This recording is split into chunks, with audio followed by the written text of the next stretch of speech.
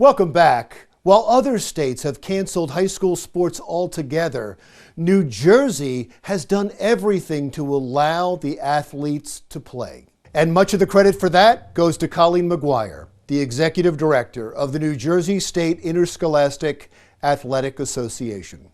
Thanks as always for agreeing to talk with us. I think some parents in the state of New Jersey who have children who are athletes who play winter sports are pretty excited now. Could you talk about the new regulations and how you came up with them? For our winter season in particular. When we were working on our return to play plan all summer, we knew the indoor sports were going to be a little trickier, just because of the nature, right? And so we also knew we could have some disruptions throughout the school year. So for instance, New Jersey, from Thanksgiving really through Christmas, the governor did have to suspend all sports activities, indoor sports activities.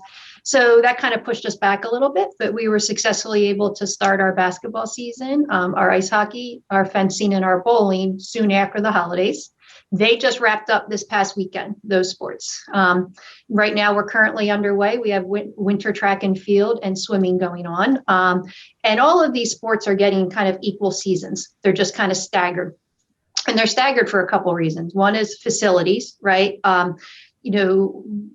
Swimming facilities in January may not have been ready to have swim meets, for instance. So we waited a little while to start our swim season. But also our school-based facilities, they need to spread their teams out a little bit more. So actually, we started on March 1st, started practices for wrestling. So that was a week ago from today, and gymnastics and girls volleyball. Our three last indoor sports we needed to run because we wanted to kind of spread them out for our schools, especially smaller schools that really only have one gym or limited facilities. We needed to get the basketball season done. Those are schools that have fencing on their campus, and then kind of allow time to transition to the other indoor sports that they would traditionally host at their own gyms, being the wrestling, the girls volleyball, and the gymnastics. So basketball, that sport's done. Now we're moving on to these, we call it season 3, these remaining indoor sports.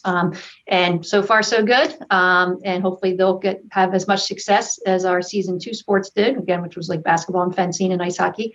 And then we're just getting excited for the start of spring sports. Well, the big deal now is that you limited the number of people that could come in and see these sports. I know there's still a limit, but you loosened it up a little bit. And that's what I was talking about when I started. The parents are going to be a little bit more excited about this. Yes. Well, that we have to give all credit to Governor Murphy, right?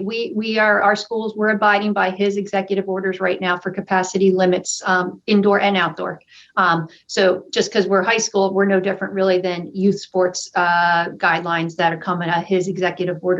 So he, back in about 4 weeks ago, decided to loosen up the indoor capacity and allow 2 adults, parents or guardians, per participating athlete. That was at the high school level down through my, youngest daughter's rec basketball games. So well appreciated by, high school parents, younger parents, just to have that little bit of normalcy where you could see your kid play again and just see the smile on their face and see them out there having fun, really meant a lot. I will say that this is the second time we've talked, and I talked to you once before, and I started before we did the interview in just complimenting you in being a voice of reason throughout all of this and wanting so much to open things back up and not being too reactionary. And I was wondering if that comes, you were an athlete. So yes, that comes from being an athlete and coming from an athletic family, mm-hmm, that you would push a little bit harder to open up safely, but to open up more than say somebody else, maybe a physician. Yeah, because you have that perspective of of the memories and all the experiences you had and how important they were, at that time. And you hate to see any kid missing out on these, and on any of these opportunities, especially our teenagers, right? Because their high school goes very fast anyway. And to miss a sports season in those 4 years, most of them, some of them might be lucky enough to play one of those sports in college, but large majority probably aren't.